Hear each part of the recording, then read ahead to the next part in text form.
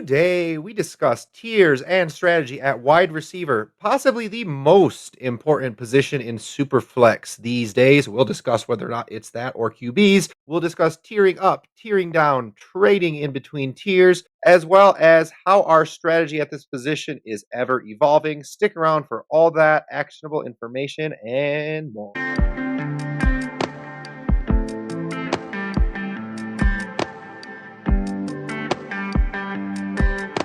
And welcome into the Dyno Construction Podcast. Justin joined with David and JP. Pretty excited to hop into wide receivers. Love the tier series. It's always one of my favorite things to do.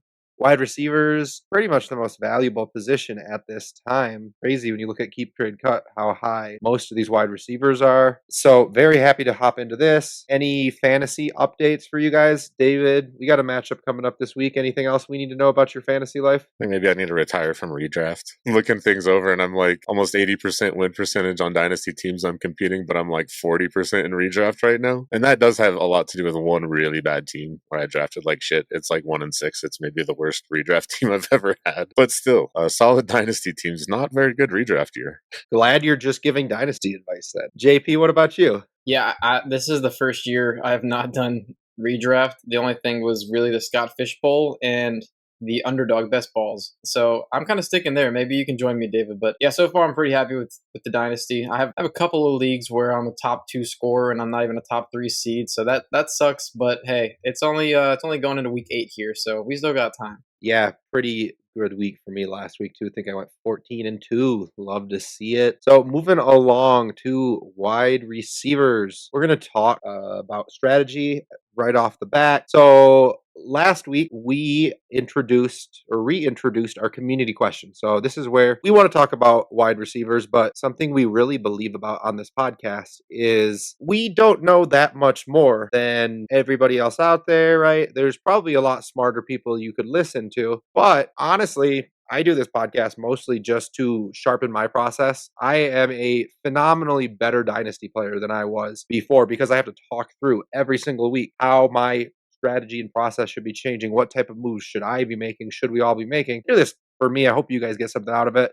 I think these guys probably feel very similar that this helps us first and foremost. It's a lot of fun. So we also want to make sure we're getting information back from you guys, the listeners, as well as a conversation, because we're just trying to really learn and improve over time. So our community question, we asked the listeners to respond to. JP, can you go ahead and read that and then read the first response from one of our listeners? Yeah, so our community question for this week was, how has this season's wide receiver production and injuries changed your strategy at the position? And the first response that we have here is from A. Hoffner. And his response is, I think one thing that's shifted is that I want less guys in the middle than before.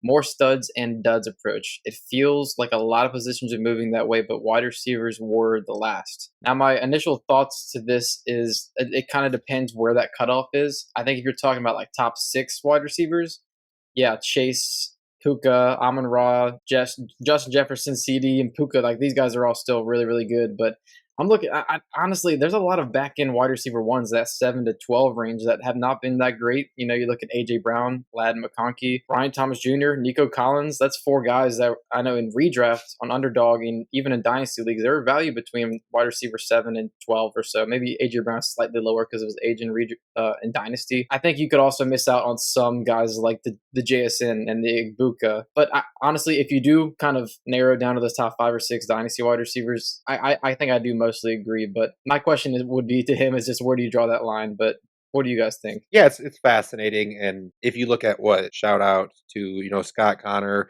and everyone else that does like the really big warp work, right? Wins above replacement players. There's a point where he shows you this warp graph. Go look it up, Destination Devi on YouTube, type in warp. I'll try to remember to put a video in the comments of something he has there, but it gets really flat after a certain point where player 20 is not much different from player 40, right? So when you look at the price point, it's just, I think maybe the takeaway here, right, is if you can get player 35 instead of player 20, but only pay a third instead of paying maybe a first, that might be a way to build a better dynasty team over time, potentially, right? Just from like a production in the lineup standpoint, right? Wide receiver 35 versus wide receiver 20 is probably not hurting you a whole lot over the course of the season. So just going balling on a budget, I think, can be very actionable. David, any additional input? No, I think we pretty much nailed it. And I think JP's question was the biggest, is where is that line? It's different for leagues and different settings and things. As you said, Justin, Warp is a great way to find that with actual data. Get your studs and then have enough guys for your depth, but you don't want to have your depth be too highly invested in. So I think it's good advice. The trick is just finding that line between studs and duds. And next comment, friend of the show, TM, awesome dumpling. Studs, for the most part. Looking at you, BTJ, are studs. Doesn't seem like he believes that one for sure. Good offenses are good. Opportunities matter. It's largely unchanged for me. I do think going after young wide receivers in the draft is one of the easiest ways to get value fast. Egbuka, Tet, and Hunter are all performing well. I want as many shots at getting multiple rookie wide receivers in the first as I can. Definitely agree with that first part, as long as we're talking about rookie wide receivers with good draft capital. And going back to the first part, rookie wide receivers with good draft capital in good offenses, right? We saw last year, Leggett, for example, good draft capital. Offense was iffy, right? Versus Pearsall, good draft capital and offense and a coordinator we trust in. We see a year later, one of them's held dynasty values. Both of them have flashed on occasion. I think Pearsall clearly has flashed more. But to be honest, how much of that value do you guys think is that San Francisco thing? I think that's a big part of it, right? The opportunity there versus the opportunity, even if Tet wasn't drafted there. Like, I think good offenses is a key. I think that's a really important thing. It's something that it's going to also come into play. I don't want to bury the lead, but the last response is going to touch on that as well. And then rookie wide receivers, I mean, every single year, there's occasionally going to be ones that miss, right? Like, I mean, QJ a few years ago, although this year he's back, you're going to see rookie wide receivers miss pretty frequently, right? JMO missed for a while before he kind of came up in value. He held value, but like he kind of slid down for a bit in first round. And again, last year, Leggett, Pearsall missed a little bit, but is re-rising in value, So there's always a chance of missing, right? But you have the ability to go from a first to 2 to 3 first with those rookie wide receivers. And that's not as easy to do at some other positions. So kind of agree with that. And David, do you want to get our last community question here? Sure. Also, friend of the show, Trav Bob, but I guess he doesn't get a trademark. I don't know why exactly, but he's never commented on a YouTube video saying friend of the show, Trav Bob. Yeah. Gotcha. That's the secret. Anyways, says, if I'm competing, worry less about name and youth value. Don't care for young and could be good. If the team offense sucks, rarely will they be good. Shit about QJ and Keenan this summer. So kind of touched on some of the things Austin was touching on. Situation is important. We always say talent over situation. I do believe in that long term, but if you're looking for guys that, first of all, if you're looking for guys that are going to produce, better offenses always produce more, but also guys that are going to gain in value quickly, which if you're playing in active leagues, that's more important to me than a long-term, because you can always sell on a spike, right? You can sell Egbuka right now for an insane price. Even if he maintains that, you've still just profited significantly. What you said is like, yes, if you look at Egbuka, he's producing year one. He's talented. JSN, he did not produce year one because of the situation, but year 3, he is now. Now, those situations, I think maybe if you see a bad situation, you might want to buy into it going into their second year, especially if you're a rebuild, you want to invest in those kind of players. But shoot, you could say the same thing about Egbuka, who was immediately going to a good situation. But then again, we didn't know that at the time. We thought he's going to be wide receiver 3 there. So it can be a little bit tough, but the offense is very good, and that's what's mattered for him a lot. Yeah, I think just that point on whether you're trying to comparing Egbuka and JSN, I think is great because they both went around the same spot, like mostly probably 107 to 109. I guess JSN maybe a little sooner. JSN was a 105, 106. Yeah, I think I took Egbuka that. Either way, we knew we were going to have to wait with JSN, and now he's finally realizing that potential, but it's taken a few years to hit that. Egbuka hit it almost immediately. And those are both good talents, but the situation just shows when you get good situation and talent to line up, you can turn that 1 first into 3 first in a few months rather than a few years. And I think that's kind of what he was getting at, especially if you're talking about you're competing. You really want to target good offenses. Keenan Allen, Quentin Johnson are great examples of that. If you put them on a less efficient, a less high volume offense, are we playing either of them? I mean, we saw Keenan Allen on the Shane Waldron Bears last year, and we're not really starting him at all. So No, we do need those good situations. That part is critical. I'm gonna go ahead and just have us all. I'll go first here, just readdressing this community question from our standpoint. I know we're going a little bit long on this, but I do think tiers are important. You're here for tiers, right? We'll get the timestamps in here and you can reply. You can skip all of this if you want, but I think this is honestly more exciting for me to talk about than tiers. And of course, we'll talk about this in tiers too, but how has my wide receiver strategy changed due to, the actual on the field production and the injuries this season? So I'm going to kind of ignore this question a little bit and just talk about how my overall strategy has changed based off of some specific wide receiver injuries, honestly. Because when I'm thinking about this question and I'm thinking about Malik Neighbors in my portfolio, I am seeing Malik Neighbors be a person that I've had to pivot off of for Amon-Ra St. Brown in 2 leagues. It's an actionable trade. It's a trade we threw out there, and it's a trade I stand by it. I've made it, and I'm happy I made it. But I would personally love to build out to take advantage of how reactionary people have gotten, how willing to move these superstar type of players like Neighbors people have gotten. Because do you guys remember a few years ago when Chase went out for several weeks and he was absolutely untouchable? I know this is rest of season for Neighbors, but there was a time in Dynasty when we started playing where when something happened to the studs of all studs, which Neighbors was in that category, it did not matter. They just held value, and Neighbors has not held the same value, and people are willing to actually move off of him. So for that reason, I am going to write down a Google reminder for the day after the season ends that will repeat for like 12 days in a row. So I remember it. 2, try to keep more depth and not go so lean so that I can afford to turn my tier 2, 3 wide receivers into next year's Neighbors, a guy that gets injured, and then start Keenan Allen instead. So have more, and even on the offseason, try to buy veteran depth pieces for seconds and thirds so that I can then turn the valuable studs into the much younger, more valuable injured studs. That's something I'm going to experiment with next season, just based off of what I have seen with the injured. And again, Burrow, a round 1 or quarterback, right? So it's not just wide receivers and quarterbacks; it's whatever position. So again, maybe I'm not answering the question fully, but the Malik Neighbors bluntness of like a year ago, if you told me he had a season-ending injury, would his value go down much? I would have thought no. Versus it has really kind of actually changed the way I'm going to maybe play next offseason and the way I construct my teams in the offseason. It's kind of funny, Justin, because we always think alike. And for a while, I thought we were going to give the same answer, and then you kind of went left when I'm going to go right, or vice versa. But I really like how you approached it, because it's actually making me think, should I think more like you? But my response was going to be centered around Neighbors as well. But I'm a lot more willing to trade him than I used to be. So I'm that guy that you're trying to talk to. But maybe I just need to worry more about my depth so that I can afford this hit. But the two competing teams that I had Neighbors on specifically that I want to talk about, one, I was able to trade for Agbuka plus like a second essentially from JP. And then the other one, it was a trade involving getting JSN. So for me, it's not so much about just being willing to move this player, but looking for that right situation. Both situations, I got a young player who I have confidence in. Even if Neighbors comes back to tier 1 and JSN maybe takes a step back when, Agbuka levels off, they're tier 2, tier 3 players, I get a season of mid to late wide receiver 1 production on a competing team. I still have a very quality core wide receiver to build around long term. I think we got to be willing to make those kinds of moves on competing teams. I'm very happy with both of those moves right now. And I think that the person I traded with is also happy because they got freaking Malik Neighbors and they're not worrying about competing this year. So don't rush it. But if you need those points, man, go get those points. Don't be afraid to do it. I'll keep mine a little bit short. I think for me is when I see a rookie wide receiver after his first year, when they have a huge spike in value, Lad McConkey, Brian Thomas Jr., I think at that point, I might just be better suited to then pivot to a guy like, if I can, to Amon-Ra St. Brown or Puka, although Puka's valued higher.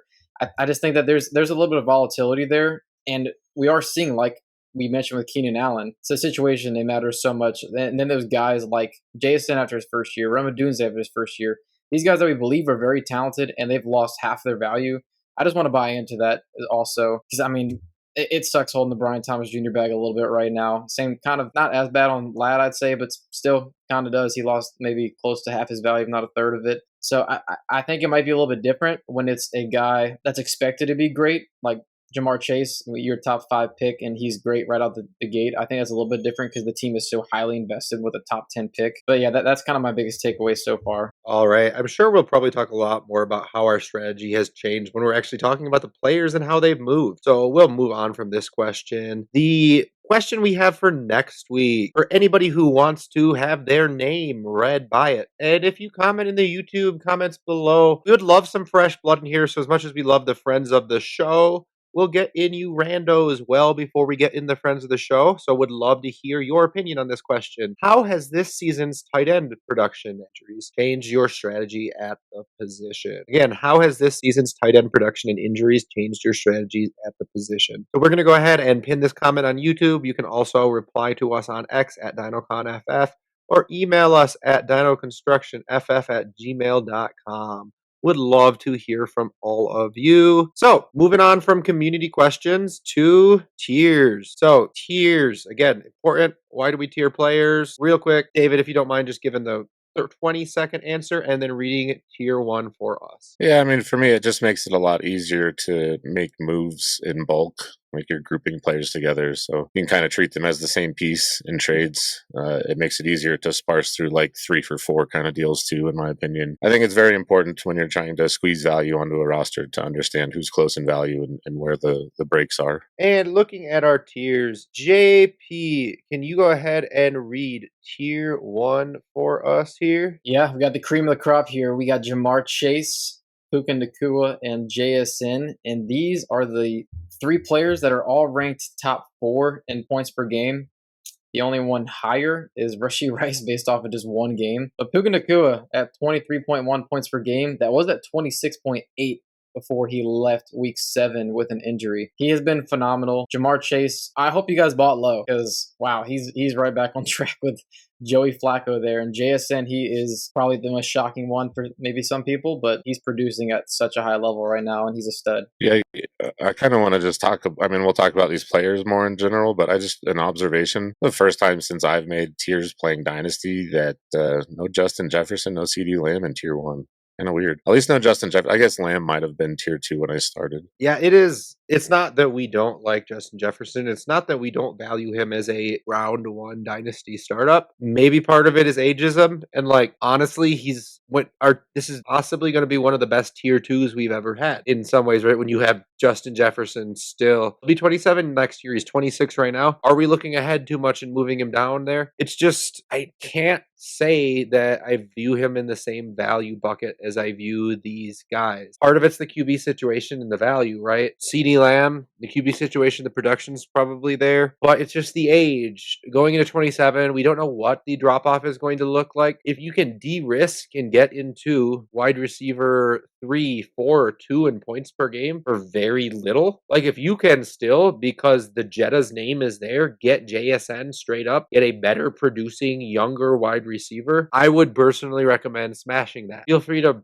bake something else into that deal to make it not look like you're trying to pull something over someone, right? Like give them a QB swap, right? If they need a starting QB, give them. You can mix that in with like I know it's very high end, but you could mix that in with like the Burrow or a quarterback swap, right? If you're really trying to get the value, probably something lower is take on Justin Fields and give them Joe Flacco as a starting quarterback if they just lost Justin Fields, something like that. So it doesn't look like you're trying to pull someone over. But yeah, these guys are the real deal. They're younger than the guys that just moved out. I want them. Yeah, like I said, if you just take out Rashee Rice's one game, these guys are the top 3 fantasy producers. And 23 years old, 24, and 25, which Jamar Chase is the oldest, but I think he's the highest ceiling player in all of football right now. Yeah, these are guys we want. And I'd like to expand a little bit on the tier 2 wide receivers too, but I'll wait for now. But the cash price for these wide receivers, we're looking at 3+ firsts. I think if you just throw 3 random firsts at me, I'm going to want a little bit more. If I know one of them's early, maybe then I take it. But to tier down, probably looking at about a 1-2 swap. And David, I know it's tier 1 here, but what are we looking at positionally pivot-wise? Roughly a tier 1 running back. I like receivers more than running backs, though, so we're trying to get a second on top. If it's like a decent handcuff player or maybe a startable wide receiver and you're competing, something like that, we could deal with that. Also looking at tier 2 quarterback probably a little more likely than tier 1, but you could go for the big swing first, just see if you can get a bite on a tier 1 quarterback. Maybe you got to add a small plus. I think most tier 2 quarterbacks are in range, though. You might even get a plus for like a Mahomes or something if the guy's looking to get younger, a little more flexible, but something in that range. And just a comment on the tier down price, I think when we look at these guys, a 1-2 swap I think is reasonable, but I think in some situations I'd even be willing to do it for like a second, just because, like Justin alluded to, this tier 2 is very strong. We almost just made a giant tier 1, but we felt like this group has separated enough. So definitely when you see that group, understand the 1-2 swap might be a little steep. Yeah, that 1-2 swap might be a little steep because tier 2 is Jettas, CD Lamb, Amon-Ra St. Brown, Malik Neighbors. Those are tier 1 talents. Some age is keeping them out and some injury is keeping them out. That's the only thing that is keeping these guys out of tier 1 is age and injury. Beautiful names. How are you approaching this, JP? I think that what you talked about with Justin Jefferson right now, it has been a little disappointing. I think it might be a little bit of a buy low moment because he just hasn't really had the touchdowns. CeeDee Lamb and Amon-Ra St. Brown, I think that they still could be guys that finish top 3 at the position. CeeDee Lamb, he's at 20.1 points per game. That's 1.3 behind Jamar Chase if you take out his injury game. But Malik Neighbors, I honestly feel a little bit better about buying him just looking at how Jackson Dart has been producing. I don't know if he's going to be amazing, but I just think with what Brian Dable schemed up there and the offense actually being pretty good, I feel a little bit better about my Neighbors purchases right now. So obviously, you're going to want to buy Malik Neighbors on rebuilders. But Amon-Ra St. Brown, I mean, he's been a stud. He's been a stud. I love him on all my teams. He's at 21 points per game. That's only 0.4 points per game behind Jamar Chase. So he might be the guy that I value most right now because he is a year younger than CD and Justin Jefferson. Really, when you look at Amon-Ra's name, his age, his production, every year in and year out, top 3-ish guy, where he's at this season, wide receiver 5, 21 points per game. Chase is 25, isn't he? Like, it feels like we're disrespecting Amon-Ra a little bit, but how do you put Amon-Ra above Jefferson and Lamb, right? Like you can tell us in the comments below if you think these guys should all be in the same tier. We're not going to really necessarily disagree with you. I think we're also probably projecting out a little bit,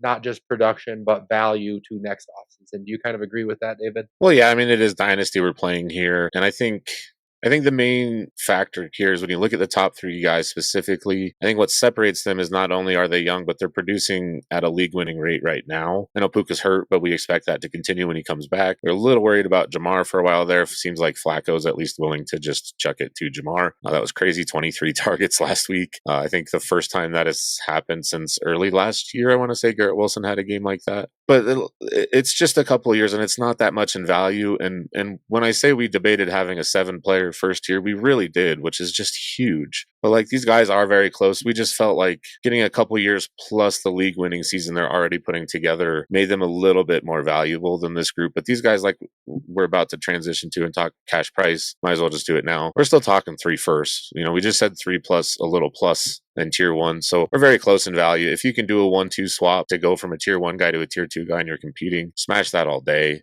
Tier down from here to tier 3, which is still a pretty darn good tier, to be honest with you. It's not quite these guys, though. I think realistically, a 1-2 swap in that situation. And I guess, JP, I'll pass it back to you for some positional pivots here. Yeah, if you're looking to move one of these guys for a tight end, you got to be getting Brock Bowers, Trey McBride, Tyler Warren, definitely. For quarterback, looking at a tier 2 quarterback, kind of like what you mentioned with the tier before, you might be able to get a Jalen Hurts, a Drake May, a Patrick Mahomes. I think it's still roughly the same range. Quarterback evaluation in every league market is a little bit different. But for running back, I think you're still looking at about a tier 1 running back. But like you said, David, the tier prior, that you're probably wanting a second on top, I could see moving these guys straight up for a tier 1 running back at this point. It's a fantastic tier, of course. I'm moving on to just as exciting of a tier to talk about, although, of course, we prefer the tier 2 guys. These young wide receivers, they are sure fun to have on your roster. You got Drake London, Brian Thomas Jr., Roma Dunze, and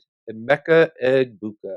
I can't get the fantasy footballers clip of Rob Gronkowski saying his name wrong out of my head. I love every time they hit that drop button. Some great wide receivers. We have seen some phenomenal production out of them. It's a tier that we've seen a wide receiver 1 season out of all of these guys ish. Romadunze, we were seeing it out of them. Ibuka, we were seeing it out of him this year so far. London and Thomas Jr. were last year. Romadunze has fallen off a little bit. Brian Thomas Jr. is having a down season. How do we feel about those two guys? We've seen that wide receiver 1 production from Romadunze for a while, right? He was wide receiver 3 at one time. Brian Thomas Jr. was all of last year, but now Hunter's there. I want to talk about those two guys first. I'm going to say, JP, pick one of those guys and kind of give me your opinion on him. Yeah, Romadunze, I think early in the season, the touchdowns was really inflating him. If you looked at his production versus DJ Moore, it wasn't drastically different, but I think it was a changing of the tide to show that Odunze was turning into that wide receiver 1 on the team.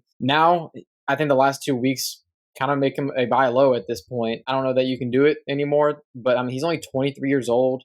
The offense, it's still only in its, 7th week with Ben Johnson in the regular season. And really, they just came out of the bye, and they were just trying to figure out the run game. But I think they're going to eventually have to throw the ball more.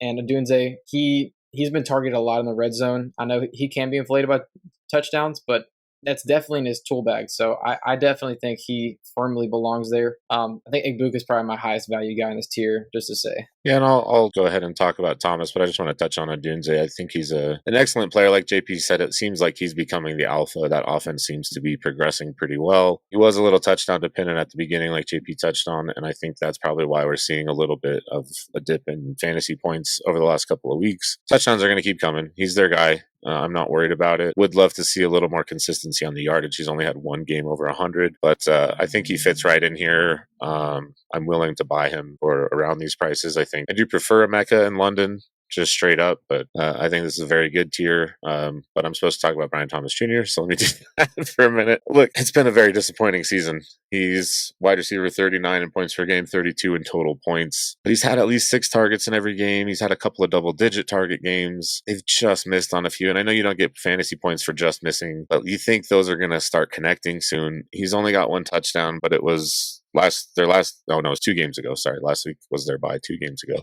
Hopefully it's starting to fix. That offense maybe starting to click. We just saw him last week. Travis Hunter finally starting to have a big game. Maybe this offense can get on track. Maybe Trevor Lawrence will start targeting the 2 best players on his offense a little bit more. Like I said, though, Thomas is not a lack for targets, at least 6 in every game this year. So I still believe in the talent. He's only 23. He's a great football player. They're learning a new offense there. It's a new scheme. So I'm willing to be a little more patient with him. I don't know what the minimum was, but I just saw on Twitter today, X, that he was like 63 out of 63 for catchable targets. So that's been a big problem. And I think he is a little bit to blame. You see him dropping balls across the middle like religiously right now. I think he will get better there. And I just think a lot of things are just not going his way right now. But we all know the talent is there. And he's getting the targets, which is a talent stat. I think we're going to talk about this tier a lot because I am the one in the middle, which means I get to decide the questions. And I have a couple questions I want to discuss about these guys. So question number 1 is, if you can afford it, you have Keenan Allen on your bench, you have a couple other veteran type of wide receivers, maybe you have Stephon Diggs available, and you can just flex some ugly boys off the bench. If you know you have enough depth, you have 3 startable wide receivers behind them, bye week depth, as well as filling in if you get additional injuries. We got Neighbors a tier above this. Is that a pivot you guys are looking to make? I mean,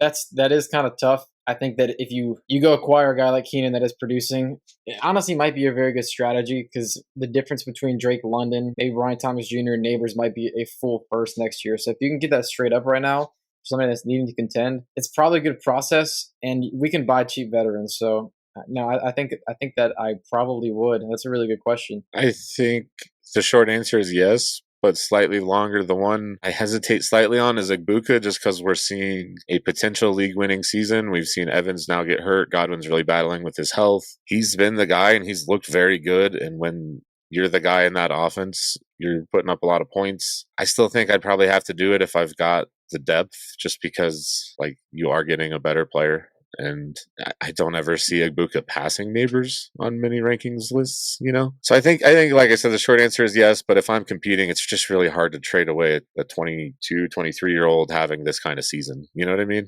It feels weird.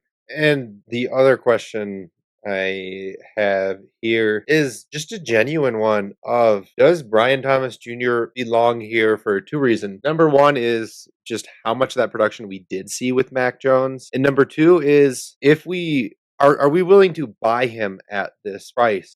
I kind of feel like I have him up here based off of what he did last year and the fact that I believe he will rise back up to here. He's a guy that I think if you hold him, he will not disappoint you. If you hold him for 3 years, his value will be approximately where it is now based off of the 23 years old and the fact that I think he's a phenomenal talent. But do we think that this price is actually reasonable and actionable right now versus we believe the talent's here, but market should dictate that he's lower? Because man, is he disappointing. Hunter is flashing. Like, is this the price point that we actually are trying to buy him, or are we trying to buy lower on it, honestly, actionably as ourselves? I think if I'm buying him, I have to buy him a little bit lower than what we have for the cash price, which we'll move on to shortly after this. I need it to be just a little bit under because he is underperforming. But like I said, a lot of the things are indicating like the targets are still there. It's just things are not going his way. He's not catching passes. He's not connecting with Trevor Lawrence. The offense is still new. I think there's a lot of things that point that things will get better for him. Like they definitely will. I don't know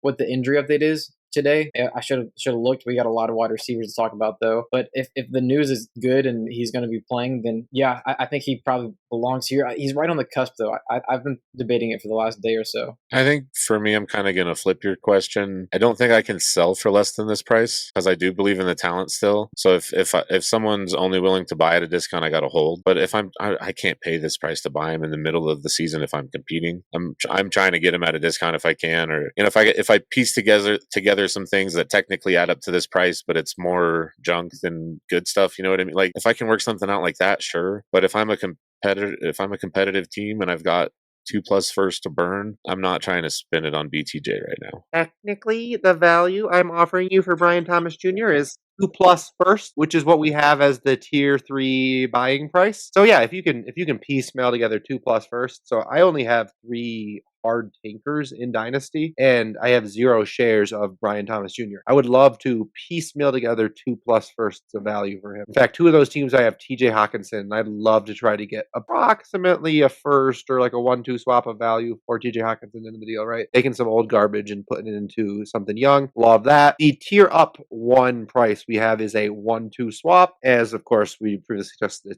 tier down price was a 1-2 swap. Again, BTJ, I don't think I'd be happy. I'd be ecstatic to tier up that 1-2 swap price. I would not be tearing down to him. And the tier down price, an early or a mid second. So not a guaranteed playoff second when we say mid. It's definitely one that could go either way. And JP, can you hit us up with some positional pivots at this? Yeah, I'd say Justin Herbert. He's a good pivot. And maybe something in the range of Jordan Love to Mahomes, somewhere in that range. I've mentioned Mahomes a couple of times. I was looking at quarterbacks in this area. Devon Achane, he'd be a great positional tier. He'd be a great positional pivot. I mean, he's producing. He's very young. Jonathan Taylor tearing it up right now too. So I don't think that there's a tight end in this range though that you're wanting to pivot to. It's got to be some sort of package deal. I mean, unless someone's willing to give you Tyler Warren because they haven't adjusted him up enough yet, I'm pretty willing to consider that because in a tight end premium, we're talking 1.75, which is our kind of stock format. 1.75 tight end premium. I love Ibuka. I prefer the positional advantage of Warren because I kind of do 1.75 to 2 and up. It's close. I could consider going either way depending on my roster construction and everything that I have, but would certainly consider because I have a trade offer of Neighbors for Warren in a 2 tight end premium right now that's sitting out there for Field and Doubts Listener League member. Not in Listener League, but another league. You should hit it. Anyways, I do think that these positional pivots we actually have on here are a little bit aggressive seeming to me, but these are based off of keep trade cut that we are getting these numbers. So while I think like Achane that's a top 5-ish running back.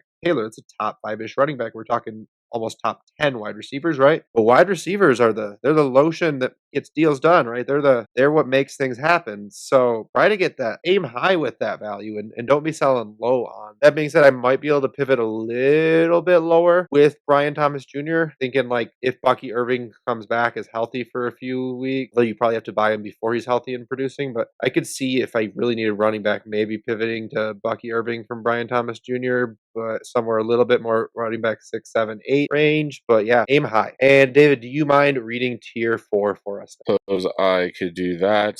We need to switch the slide. We've got Nico Collins, Garrett Wilson, Rashee Rice, and Tet McMillan. Just kind of feels like we're still right in the heart of core wide receiver players, right? Like maybe you don't love it if these are your wide receiver ones, but if one of these guys is your wide receiver 2 in Dynasty, you're pretty thrilled. Certainly if they're wide receiver 3 or 4, which I know some of our rosters, we've got these guys like that, especially Rashee Rice, just coming off his injury. A lot of people had him stashed. Finally getting him back in the lineup, producing very well. I know I personally had a team where I lost Nico and got Rice back, and I was excited to have them both together, and I'm still excited for that day when it comes. I was also very thrilled that Puka waited until Rice came back to get hurt so I could just swap him out without losing any production. But yeah, a fun tier, some question marks with Nico, question marks with the Garrett Wilson situation, I guess that McMillan situation. We love Rashee Rice. Is he back? But yeah, just still a very fun tier. I'm still pretty thrilled with it. How about you guys? Yeah, I mean, Nico Collins, he's been a little bit disappointing. He was wide receiver 8 before and keep trade cut value. Now he's down to 13. It has been rough, but we know that he is one of those alphas in the league. It's been rough. He's had a lot of targets even this past game, but without much production. So it's similar to the Brian Thomas Jr. argument,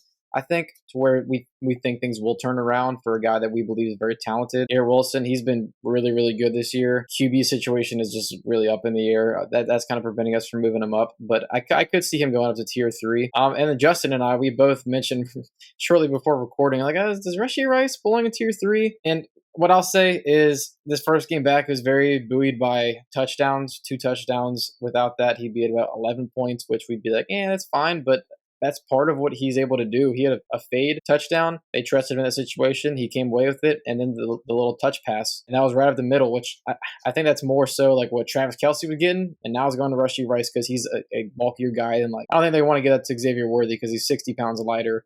But that's just part of Rashee Rice's game. And I think if we see 1 or 2 more games of good production, we'll move him right up to tier 3. Yeah, honestly, the sky is somewhat the limit for Rice. Tier 1 is not possible. It's not impossible for him to reach tier 2. If he is the wide receiver 1 overall in Dynasty Fantasy Football, is not out of the realm of possibilities for Rashee Rice. He's in the offense. Mahomes is playing that well. While you're saying, yes, it's touchdown buoyed, he also did not play basically in the second half because it was a blowout. They played the Raiders a few times, but the Chiefs have a lot of more difficult and games that will be actual shootouts throughout there, or not necessarily shootouts, but actual games, right, where he'll be playing in the second half, where he'll be getting more target because he's not on the bench. So do I expect him to score 2 touchdowns or even a touchdown in every game? No, but I do expect him to have more targets than he had in this game because he'll be playing in the second half and the fourth quarter when they really need him. Touch pass right there, that is part of the Chiefs game, right? Like that type of stuff, that type of gimmicky stuff. It doesn't always go to the same guy because if it does, it doesn't work. But this is an offense we expect to score a lot of points. This is the best Mahomes we've seen in a few years. And the other player I just want to talk about is Tet McMillan. Keep trade cut wide receiver 11. So the top wide receiver in this group. I'm not sure I prefer him over Rice in a vacuum. I think these guys are the clear top 2 in this tier to me. But Tet, I am definitely very interested in moving. He's a wonderful tier down target, especially if you can get him. We're going to release this on Friday or Thursday night this week before the Sunday games. If you can get him before the Sunday game, because he just had a dud game against the Jets, against Sauce Gardner. I know ideally you want a great guy to do well against a shutdown cornerback. He's a rookie. I don't knock a shutdown quarterback doing that against him. We saw the number 2, Leggett, have a huge game. Again, that's a buy for me right now. And that buy price, David, can you kind of discuss that for this tier? Sure. Our tier 4 players here, we've got at about 2 firsts in value. We discussed the tier up price in tier 3, looking at an early to mid second. Tier down from here, pretty much any second. Obviously, whether you're tiering up or down, you want the best second you can if you're getting it and the worst second you can if you're giving it. But pretty much any second will do there. And as far as some veteran pivots, JP, who we got? We got Baker Mayfield, who's been on a tear, coming off a down game though. We got Bucky Irving, who also has been very good, should be back soon. And Quinshon Judkins, darn good running back. And like I mentioned in tier 3, there's not really a tight end worth mentioning. I'll kind of repeat it again, like Justin said. You can get Tyler Warren, you just add on maybe a second or a third. Yeah, take that all day long. But yeah, no, Baker Mayfield, he is phenomenal. I think you could also throw in a guy like Jordan Love. You're looking at Bo Nix. Maybe if you're feeling spicy, like a Jackson Dart. And David, can I just posit a question for you real quick. You have a Buckeye guy, a guy that, to be honest with you, I'm torn on having him in this tier. That is Garrett Wilson, just based off of the age, the offense, the situation. Can you talk to me a little bit about where you're standing with this guy? I love him. He's my boy. No, I've been a huge fan of Garrett Wilson his whole career. And I think just kind of going back and touching on the community question answers at the top of the show, both from Awesome Dumpling and Trav Bob kind of touched on it. Situation is so important, and I don't know if there's a better example in the NFL than Garrett Wilson. I think you ask film guys, you look around. Chris Olave? I mean, I love Olave, but I think Wilson is a better player. I think Olave is a great player, and he's also a good example of situation mattering. Yes, absolutely. But I think with Wilson, like, he could have been wide receiver 1 if he went somewhere with a good quarterback. If he was the Chargers, if he was Justin Herbert's wide receiver 1 for the last 4 years or however long he's been in the league, I think he's a tier 1 wide receiver still. Where do I feel on? I think he fits in this tier. I think he's a great talent, and I hope they get his quarterback situation fixed. But I have zero confidence that it happens, so I'm nervous about him. I have an offer of him for Jackson Dart sitting in my inbox, and I don't know if I'm going to take it or not. I should take it. I feel like I should. I asked for a little plus. I haven't heard back yet, but I think, JP threw out Jackson Dart as a positional pivot, and I get it. I think for Rice and Tet, maybe you're going to need a little bit more, but for Nico, Garrett Wilson, the way they're playing, yeah, that makes sense. I mean, yeah, if you put him in the Igbuka and JSN situation, I think he could produce very similarly. I also believe in the talent. I mean, for that offense, it's terrible, and he's still top 10 wide receiver in points per game. His injury,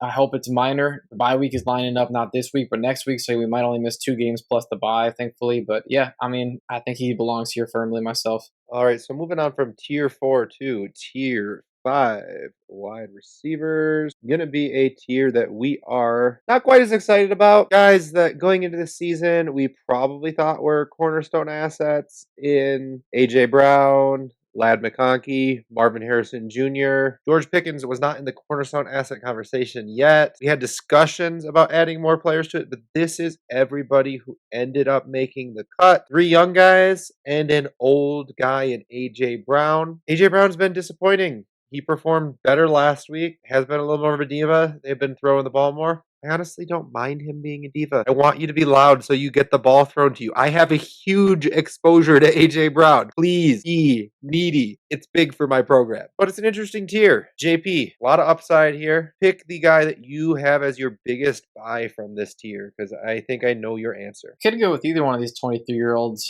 but I feel very good about Lad McConkey. I think he's very talented. We have Keenan Allen, who's 33 years old on a 1-year contract. Sure, he could come back, maybe 34. I don't know, maybe he lives forever. But I think Justin Herbert being there is really good for him. Quentin Johnson ascending. I still don't 100% believe in it, but he definitely has leveled up from what he was. But I just think Lad McConkey, he iced the game, not this past game, but he won the game for them pretty much. He's just that talented. Harbaugh mentioned he said that play will live on his head the rest of his life, but he's just so shifty. I think he's just a complete wide receiver, and he's attached to Justin Herbert for hopefully a second contract, which would be 5 or 6 more years. So I think he is a great buy low. David, do you think the other 23-year-old is a great buy low? Well, yeah, just back me into a corner, why don't you? Sure, I'll talk about a Buckeye.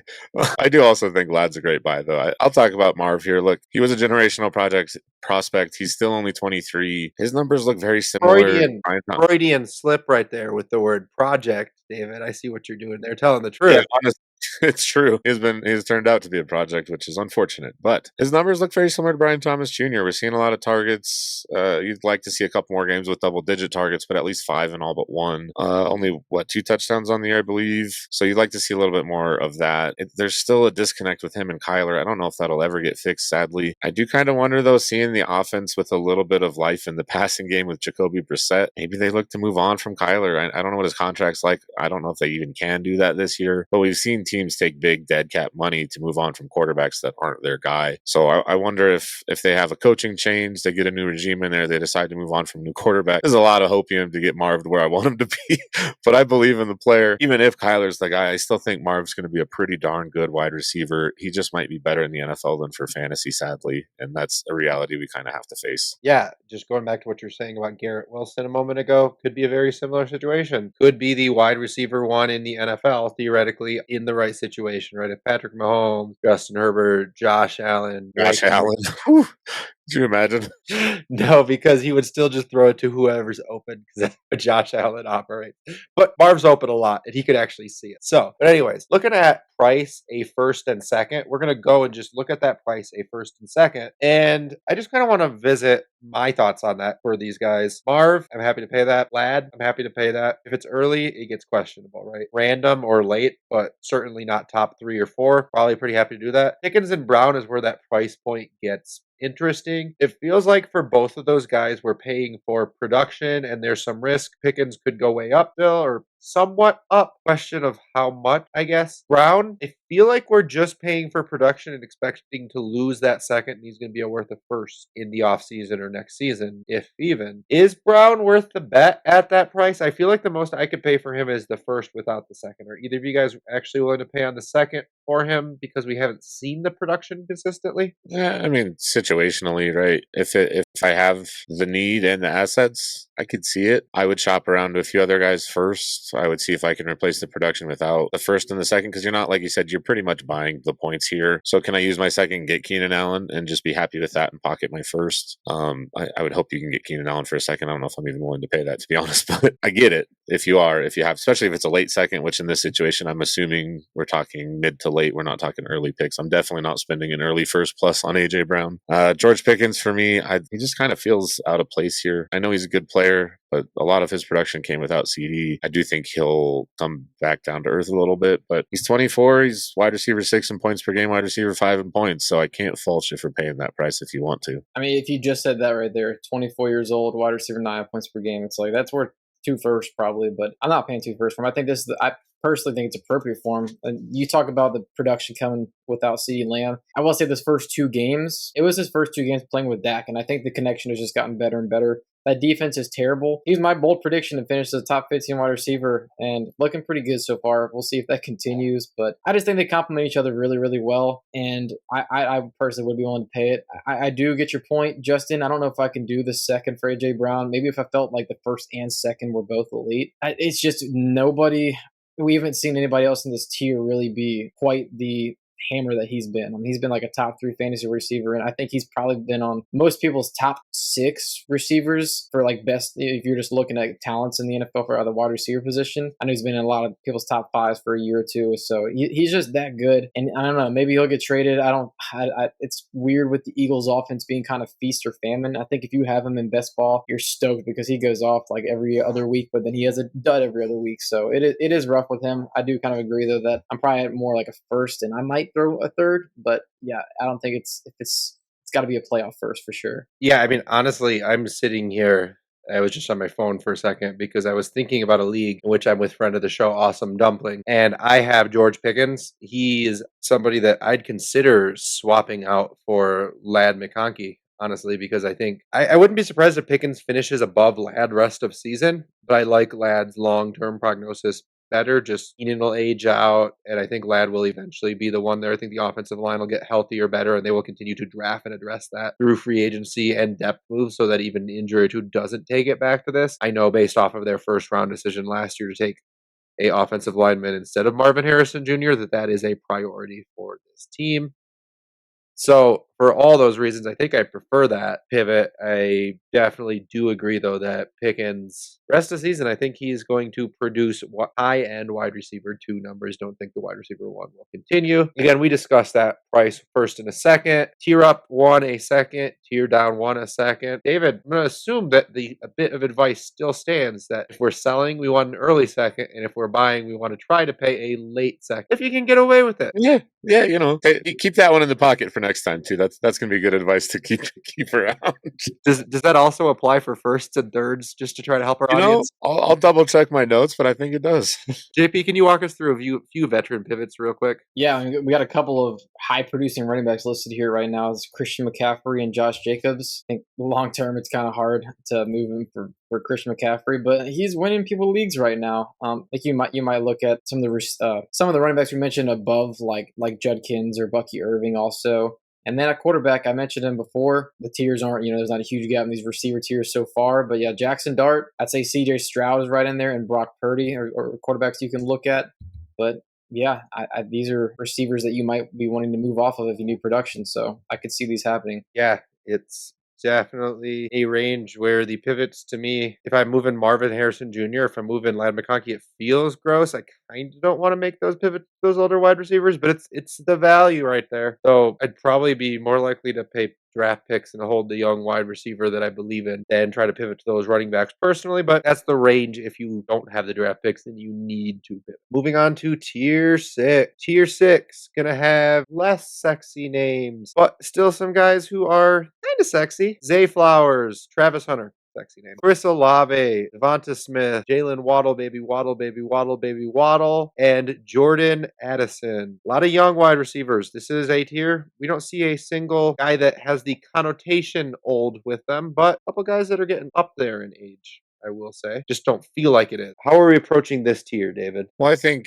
we should kind of start here with the isolated player, Travis Hunter. I think we would all agree. We talked about this a little before the show. If we redid our tiers today, we would probably have him in tier 5. We'd feel a lot more comfortable. He can put together another big performance. Last week, it was, 12 targets, I believe. He had over 100. He had a touchdown. Finally looking like the guy we drafted early in our Dynasty drafts, or even early in redraft, earlier than you would have liked at least. So I think before we talk about this group of other players, I just wanted to touch on Travis Hunter. We're all there, right? Like, another good performance. He's definitely moving up. Yes, no, I'm definitely there with you. If he has another 6-point outing, yeah, I think I value him here in tier 6. But if he does anything more, double digit plus points, probably comfortable moving him up. And this was an interesting note I saw was weeks 1 through 5 when Britton Strange was healthy, the Jaguars were 12th and 11 personnel usage. 68%. That jumped up to 83.4 after the injury. So I think that's been a sneaky, small, good part for Hunter. But that's also kind of the rookie curve. And not only a rookie, but a guy playing both sides of the ball, just getting more and more acclimated to the playbook in the NFL. Yeah, I think we all value him the highest here out of anybody. The only other player I want to hit on is Chris Olave. But before I do, is there anything else you wanted to talk about, Justin, with Hunter? I loved that boom game because he was my highest exposure rookie and I was hurting. I think the Brian Thomas Jr. injury is going to be interesting. Also, it's bye week. Rookies after bye week, especially a rookie who's had a steep learning curve like Hunter has. I wish I would have bought more into him, but like I said, the high exposure didn't allow me to. I think he is going to ascend from here. I think he's certainly tier 5 for me. I understand JP kind of preached a little bit of caution.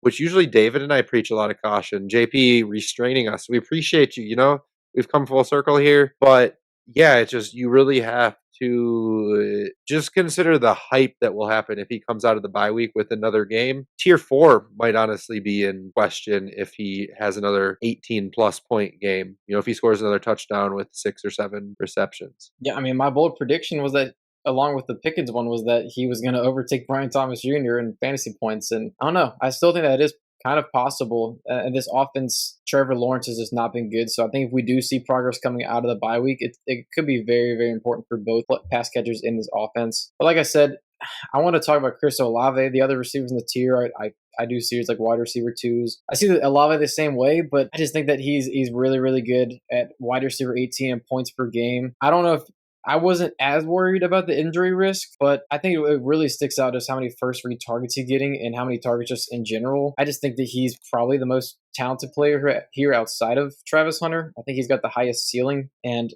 I'm very happy to have him. I think he's the one I'm most willing to buy in this tier right now. Yeah, I kind of wanted to touch on that too, because I had an observation while putting together the graphic. Chris Olave is about a round of difference in ADP, keep trade cut value, whatever you want to call it, from Flowers, Hunter, Waddle, and Addison. So Devonta Smith is close too, so we can talk about both of them if you guys would like. But is this kind of to demonstrate the actionability of a tiers list? Is this kind of a great opportunity to go from like Zay Flowers to Chris Olave, maybe pick up a 2-3 swap or something? You're actually getting more production, same age. It's just less stink on Zay Flowers. So like you're kind of pivoting from the same player to the same player, but you're picking up draft capital. And that's kind of what this is about, right? I mean, to be honest with you, I don't think the name Chris Olave needs to be elaborated that much here. I really love the rest of these veteran guys. Waddle with no Hill. I wish we had the split. JP, I don't know if you mind pulling up as I'm ranting for a second, just the last couple of games without Hill. Smith, we're seeing the offense was anemic. It's picked up, and he actually, speaking about JP's prediction of Hunter overtaking BTJ, Smith might be looking like the one in that offense almost now. I know even like Matt Harmon had said something about AJ Brown's route running. He doesn't look quite as crisp this year. He's 28. He's a little bit older. There could be something there. Zay Flowers, wide receiver, 24 in points per game, but I'm willing to write quite a bit of this off as Lamarless, not Lamarvelous, which is what we normally get, right? That marvelous Lamar game, but it really hurts. And then Addison has just been really putting it on recently with Jefferson, really drawing the attention. He's had some phenomenal games. So I do think all of these guys are wide receiver twos that can give you wide receiver 1 week. I do love Olave in here, but if I can get that, depending on the difference between that second and the third, that 2-3 swap to go between any of these guys, I think process-wise, I have to be pretty willing to do that because I think all of these guys are actually really solid producers. I know we talked in the beginning in that question about where is that line, and Addison scares me the most out of all of these guys about where that line is and if he will be above that line. But if I had to, I do believe in my heart that, and that's how I play fantasy football, about 20%, is that Devonta Smith, Jalen Waddle, Zay Flowers, and Olave are all above that line of players that matter. I think Addison is too, even though it's harder to believe. Yeah, so let's talk about the cash price of these tiers, of this tier. So we're looking at about a mid to late first. Like we said, Hunter, we kind of want to see one more week. But yeah, for a tier up, we're looking at about a second. To tier down one, we're looking at a second as well. David, do you think this price is appropriate for guys outside of Hunter? This isn't the range that I like to buy into typically, but you do want these guys on your roster, I feel like especially everyone but Hunter, which as we talked about, he's kind of special in this tier. So just kind of ignore him for most of this advice. I feel like these guys are kind of capped in their upside. And if I'm spending a first, I want some upside. Like we've talked about some of these late first round wide receivers that have hit massively. So if I can get more production for cheaper, just because, it's an older player, like can I get Devontae Adams for a second plus or something? And we're going to talk about Devontae here soon. Probably not going to get him for just a second. But if I can get Devontae Adams cheaper and keep my first, find a way to do it without giving up my first, I feel a lot better about that. But yeah, I think it's a fair price. That's what I want if I'm selling these guys. So I just want to have a quick discussion here about like this tier, these players, and that price. I get what you're saying, David, right? Next year, that mid first, you can probably do something with it that has a higher ability to really gain in value. I think these guys have a high probability of maintaining in value and producing for several years, barring catastrophic injury. And I think when you actually, so it just depends on what you're doing, what you need, your roster construction, right? If I have my whole roster filled out and I have depth, and I'm just buying this guy, and now I'm going to have 4 Keenan Allen types sitting on my bench, I'm wasting that first by buying this guy, right? But I do think that there's something to be said about buying one of those 5 guys. If we take Olave, Addison, Waddle, Smith, or Flowers, barring again catastrophic injury, I feel very confident in having that guy as a wide receiver 2, 3, or flex for 3 or 4 years. And I think there's a lot of value for that in a first. Again, going back to like Destination Devi and Scott Connor, every year he does a piece on the warp, so the wins above replacement for a first. And the late first, the wins above replacement is lower than these guys' wins above replacement. So if based on the league and the way you play Dynasty, that you believe you can get more value and that you can afford to take the risk and potentially lose that value with the first, hold on to that first if you're just playing the market with it, because that's a better move for a portfolio and the long-term move if you don't need this guy in your lineup. However, there is that team build, right, where if you're able to plug in with your 26 first, one of these guys, and maybe you have 2 26 first and you're able to plug in 2 of these guys, that can give you a 3-year contending window with a good guy like this. And say you have Puka Nacua at the top of that wide receiver room. I do think there's some validity to that type of a build as well, although I admit it doesn't have as much of an ability to go up, but these guys are scoring points year after year, right? We've seen these guys pretty consistently, with the exception of last year for Waddle, which was a down one, in this range. Just curious if either of you guys agree or disagree with that, or are you just going to let my diatribe stand? No, I actually kind of do agree with you there, because if you're just going to get a few more years of value compared to an older guy. Honestly, I think the first might be worth it if you are confident that the guy is going to be a starter for you. I mean, we can't guarantee that, but I kind of do veer on that side.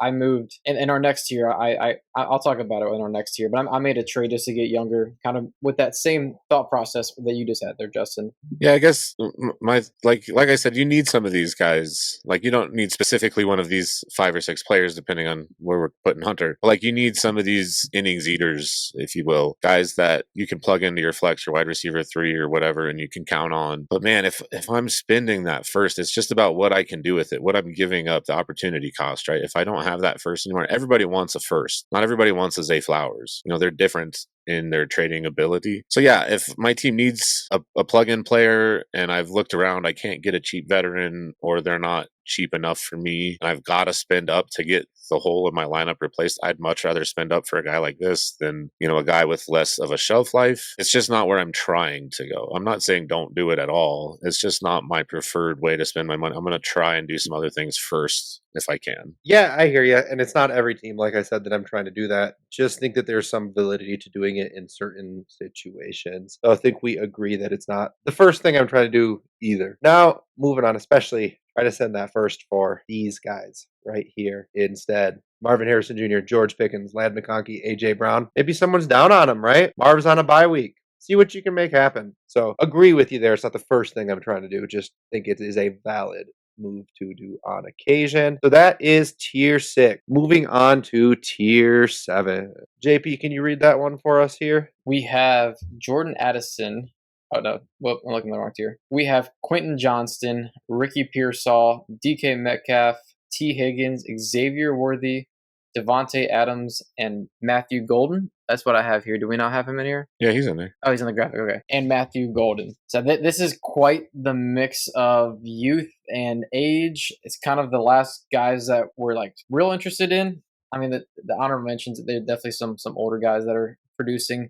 I'll just go ahead and pick a guy that I want to talk about, and I think you guys know who that is, and that's Ricky Pearsall. I almost pushed for him to be in a tier higher, but it's kind of hard when he hasn't been on the field the last few weeks, and we don't know the extent of the injury. Now, you look at his points per game being a wide receiver 29, it's like, okay, that's not super significant, but his receiving yards per game is top 10 in the NFL, and he has played 4 games, not a huge sample, but it's a decent enough one. So with that being top 10 and being in a good offense, Ayuk not being there, like, it does stink because he had the opportunity with everybody in that receiver room being injured, including himself, unfortunately. But I think what we saw early on, when you combine with the last few weeks of last season when he was just getting a ton of targets, I think he's proven to be a very good wide receiver. And I could see him being in that, that Zay Flowers, the Jordan Addison, the guys we talked about that are just year after year being those guys you need on your team, like you just mentioned, Justin. So I think we could see him rise up. We just got to see him on the field. But I think right now, tentatively, being in this tier makes sense. I think Pearsall's probably, if not my favorite, my second favorite player in this tier. So I agree with a lot of that. It's just, and we need to see it. You were already a shaky prospect. He was an older prospect, at least for a first round wide receiver. He's a good prospect, but a shaky first round wide receiver prospect. We were really hoping to see him with Ayuk out, and then Kittle goes out, and we're like, all right, this guy could be the guy. If he can stay healthy and get on the field, he could really establish himself. And he just wasn't able to do it, which is unfortunate. I still do believe in the talent. I do like the player. The other one I like a little bit more. I don't want to spend too much time on him. There's a couple other players I think are more interesting to talk about. But I really like T. Higgins. I know he's a little older, which is why we have him so low. But if he's still in Cincinnati next year, or if he moves somewhere else with a good quarterback, he's, I think, going to shoot up. But the guys I'm interested in talking about here, Devontae Adams, Quentin Johnston, for similar but different reasons. Devontae, we have Keep Trade Cut has him as player 90. That's a few rounds behind these guys. So before I talk about Quentin Johnston, I just want to ask on Devontae, are we actually willing to pay the price here? Are we trading these young guys for Devontae? If we're competing, we need some points. Are we paying this cash price the same as the other guys? Or did we maybe overstep by putting him here? It's really hard to do. I think a few of these guys, and again, we view this as a tier, right? It really depends. Golden, I could see moving for Devontae, but I wouldn't do it right now. I would need to do that at the trade deadline or in the playoffs if he's still doing it, to be honest. Same with even like Pearsall. Higgins, I could see doing it, but I kind of want to wait to pivot to Adams because there's one of two things. Thing number one, if you need Devontae Adams to be a contender right now, you're such a fraudulent contender that you can't rely on a 32-year-old. Like if you're going to go buy him right now to make a playoff push and you're not a guaranteed thing to be in the playoffs, I'm kind of out, just process wise. And then the second thing is any of these pivots or paying the cash price for Devontae Adams. Again, I'm really only interested in buying Devontae Adams if I'm a sure thing. So I need to buy him a little bit lower than this price point or wait until a lot closer to playoffs where all of that risk is mitigated to pay that price for him. But if you ask me near, and I'm sad to admit I have a few leagues with trade deadlines, near that trade line, am I willing to do this pivot for some of these players to him? Yes. I'm going to try to push for like a third or something on top. But week 10, 11, if Adams is still smashing the way that he has been, that offense is still rolling, I think it's an actionable pivot. It's just not one I make right now. How does that sound to you, JP? Yeah, I think I probably would have had him a tier lower, but it was reasonable enough when you guys offered him up here that he's a top 15 wide receiver right now.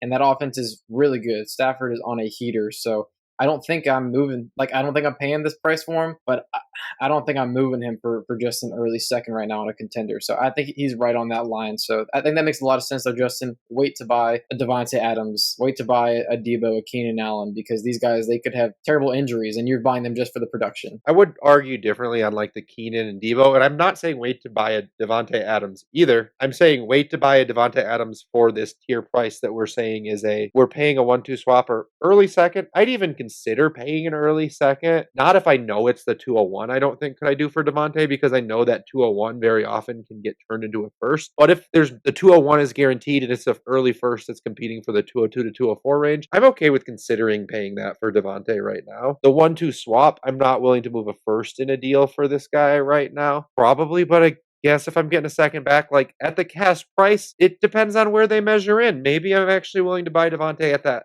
I almost view these guys as like a late first, early second fringe. Late first, there's no way. But if I'm getting a second back, I think it's palatable to take Adams and a second back for a first. I just really do want to wait again for that reason of I think I'm a fraudulent contender if I can't wait to make the trade. And I want to wait to make the deals for the veterans until closer to the playoffs. Yeah, I think that's great advice. And with Devontae specifically, even like they're on a bye week this week, I believe, and then Puka's supposed to be back. Wait till Puka comes back and has a big game. When Puka was healthy, Devontae was still the guy in the red zone. He was still getting targets. He's still going to have big games. He's not Puka, but nobody in the NFL is Puka. So I think once Puka comes back, has a big game, you might be able to get Devontae a little bit cheaper than you could today. But the next time they play, Puka should be on the field. So it depends on what kind of manager you're dealing with. The other player I wanted to touch on in this section is Quentin Johnson. And I'll just keep this one simple. Is he for real? Are we actually starting to pay this price for him? Early second, I could consider. Yeah, I think it's worth the risk. When I have to move a first,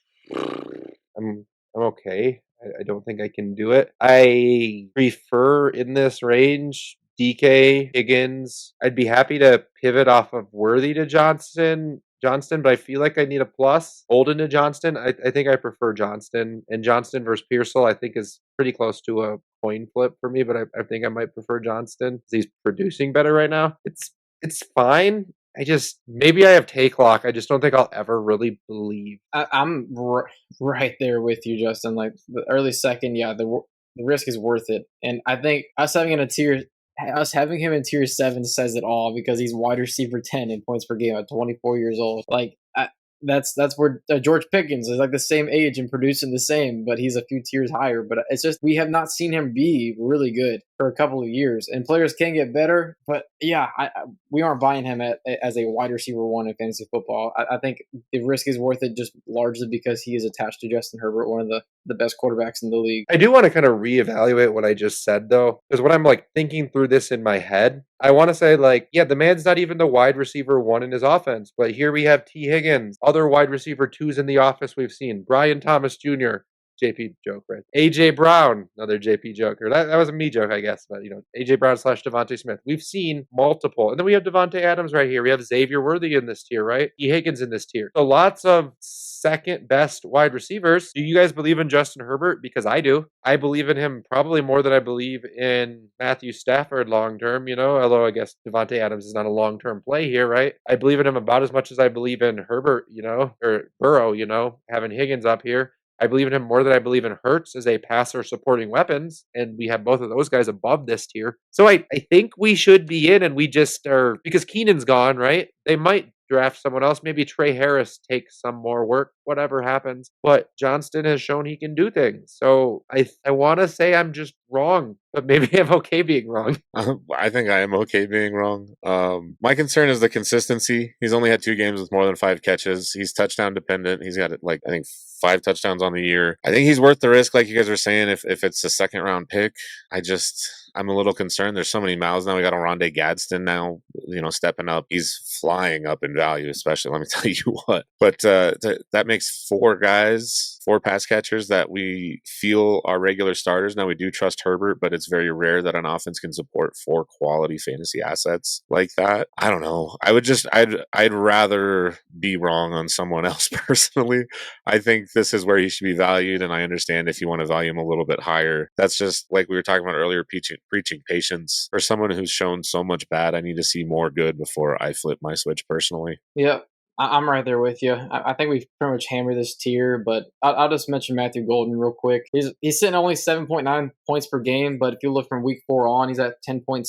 I think we're starting to see a slow ascent, and he was a first round pick for them. I think they're going to want him to step up more, and I've seen some good flashes, just haven't connected on some deep balls that have been there frequently. But let's talk about the cash price of this tier if you guys are ready. We're looking at about a 1-2 swap. Early second, we have mentioned. To tier up 1, we're looking at a second round pick, and a tier down about a 2-3 swap, which this is our last tier, but just whoever you have in your tier 8, just look and keep trade cut who's the highest guys if you'd like to. But David, who we got if we're looking to pivot positionally? Depending on how you look at these names, they could all be pretty attractive.